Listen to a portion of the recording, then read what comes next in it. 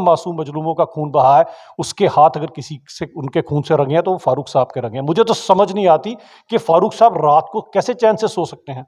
क्या उनको उन मजलूमों की, उन मासूमों की, उन कश्मीरी पंडितों की, उन बाकी लोगों की क्या सिसकियां वो नहीं सुनाई देती? उनको नींद कैसे आती है? और अब उम्र के इस पड़ाव में आकर भी इस तरह की राजनीति करेंगे। बहुत दुख की बात आती है कि फारूक साहब बंदूक लाने वाले हैं कश्मीर के अंदर। क्योंकि अगर आप जगमोहन जी की फ्रोजन टर्बुलेंस पढ़ें तो उसमें उन्होंने साफ लिखा है कि फारूक साहब ने अपने वर्कर्स को कहा था पाकिस्तान जाओ और बंदूक लेके आओ, वरना कश्मीरी तो बहुत अमन पसंद था।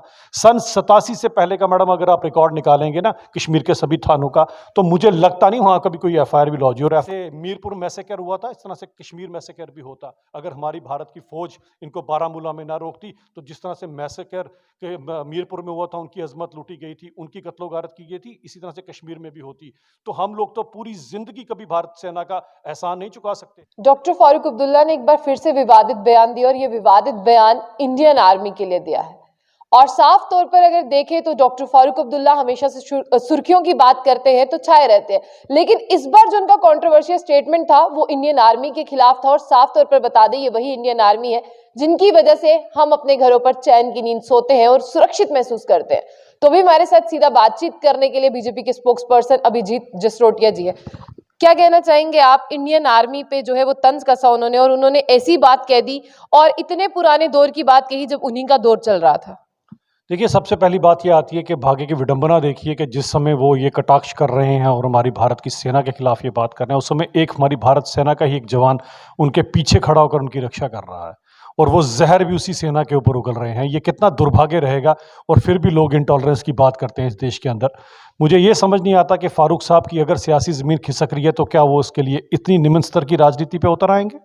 सोचने की बात है। 1996 जिसका हवाला वो दे रहे हैं, आपको क्या शायद बहुत सारे लोगों को नहीं पता होगा, इसलिए फारूक साहब मुझे लगता है इस चीज़ का फ़ायदा उठा रहे हैं। 1996 के चुनावों में जो वोटर वहाँ से जो प्रत्याशी डोडा से जीता था वो नेशनल कॉन्फ्रेंस का ही था और 11,400 कुछ वोट उसने लिए थे।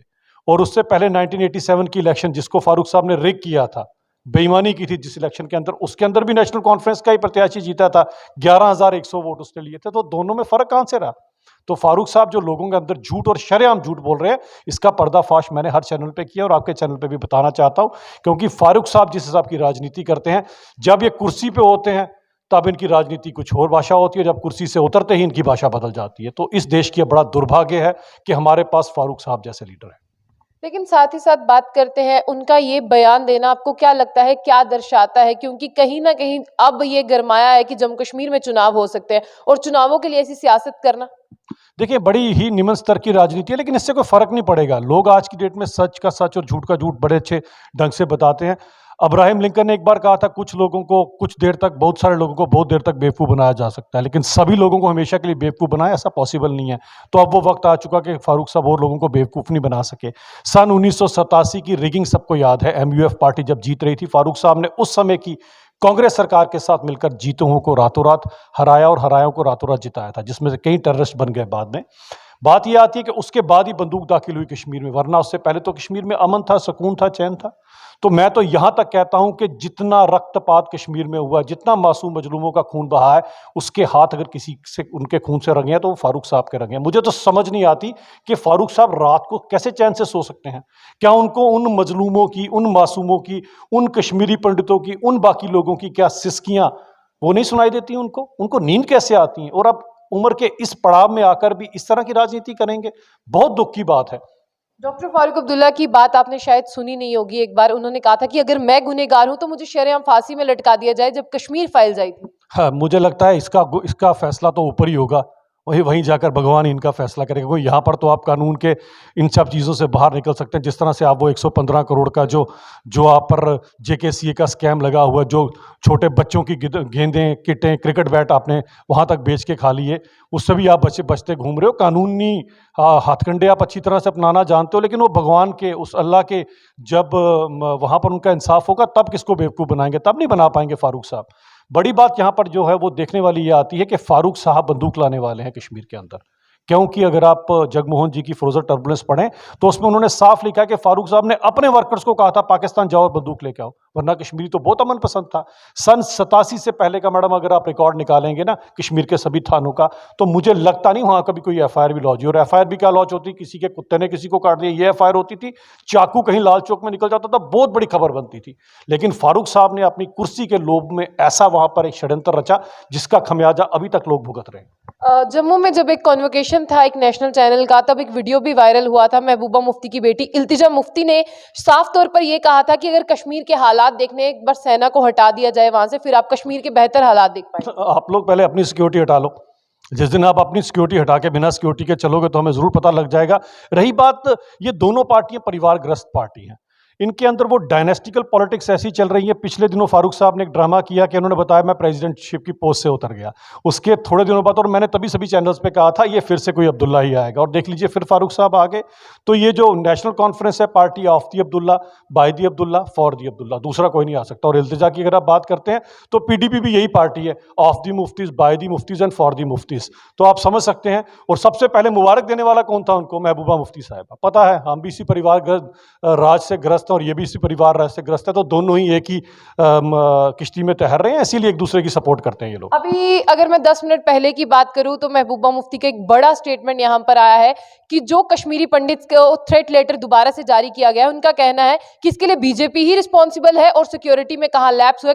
बीजेपी बड़े बड़े दावे करती है, बीजेपी दिखाए कि उनका डाटा कैसे पहुंच गया उनके पास। 2003 नदी मर्ग, तब बीजेपी थी क्या? तब यही पीडीपी थी और साथ में इनके कांग्रेस थी। पॉइंट ब्लैंक के ऊपर 24 कश्मीरी पंडितों को गोलियों से भून दिया गया, जिसमें 4 मासूम बच्चे थे। और ये महबूबा मुफ्ती की पार्टी उस समय हीलिंग टच खेल रही थी टेररिस्टों के लिए, लोगों के हीलिंग टच नहीं था। ये बताएंगी थोड़े दिन पहले कश्मीर फाइल्स मूवी को लेकर जो मैडम ने बयान दी है, इन्हों किस तरह से कश्मीरी पंडितों का दुख इन्हें हो सकता है।